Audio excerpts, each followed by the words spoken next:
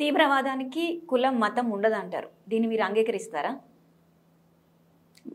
అది కొంతమంది ఈ ఇష్యూని, ఈ దుర్మార్గాన్ని, ఈ ఘాతుకాన్ని చిన్నగా చేసి చూపించడం కోసం ఆ మాట మాట్లాడుతున్నారు. మేడం మేడం మీరు చెప్పండి, అక్కడ ఉన్నటువంటి 30-40 మందిలో 50 మందిలో హిందువులందరి ఇటు పక్క రండి, ముస్లింలందరి ఇటు పక్క రండి అని చెప్పి వేరు చేసినప్పుడు వాళ్ళు మతం ఉన్నట్ట లేనట్ట? భారతదేశాన్ని అస్థిరపరిచేందుకు ప్రయత్నం చేస్తున్నది ఇస్లామిక్ తీవ్రవాదం. భారతదేశాన్ని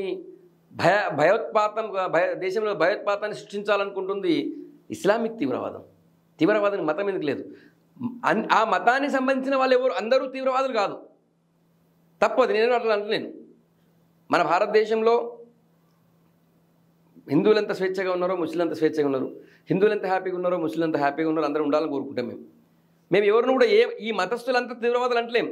కానీ తీవ్రవాదానికి మతం ఉందా లేదా అనేది మనకు మొన్న అర్థమైపోయింది కదా మేడం. ఆ చిన్న పిల్లోడు మీరు చూసి ఉంటారు, 9 years 10 years ఉంటాడు. వాళ్ళ నాన్నని ఎంత దారుణంగా చంపారు ఆయన చెప్తున్నాడు కదా.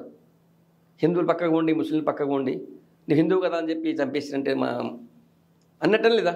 నువ్వు కల్మ చదవంటే కల్మ ఎవరికి వస్తుంది? ఎంతమందికి వస్తుంది కల్మ? ఎందుకు వస్తుంది మాకు? నేను హిందువుని, నా గాయత్రి మంత్రం చదవమని అడగండి, నేను చెప్తా. అంజనేయ దండకం చదవమని చెప్పండి, నేను చెప్తా. నువ్వు కల్మా చదువు, లేక ఇంకోటి ఏదైనా చదవమని నేను నాకేంటి వస్తుంది? ఆ పిల్లోడు మాటలు వింటేనన్నా వీళ్ళు నోరు మూసుకోవాలి మేడం. ఆ భార్య నా భర్తను చంపేసిరు, నన్ను కూడా చంపేయండి, ఇక నేను బతికి వేస్తాను చెప్పి అంటే, నేను చంపని పోయి మోడీకి చెప్పుకో అని చెప్పి అంటున్నాడు.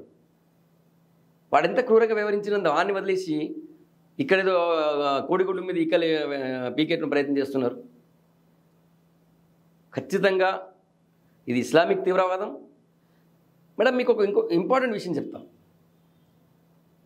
జావేద్ అహ్మద్ అని పాకిస్తాన్ స్కాలర్ ఒక ఆయన, మీరు యూట్యూబ్లో కానీ తర్వాత గూగుల్లో చూడవచ్చు.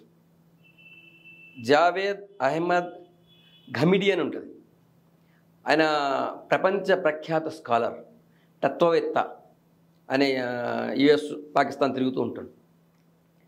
2015లో అంటే 7 సంవత్సరాల కిందట ఆయన యుఎస్లో ఒక ఇంటర్వ్యూ అయితే నిర్భయంగా నిర్మోహమాటంగా వాస్తవంగా ఇంటర్వ్యూ ఇచ్చిండు. నేను చెప్పేది పాకిస్తాన్ వ్యక్తి, పాకిస్తాన్ మేధావి.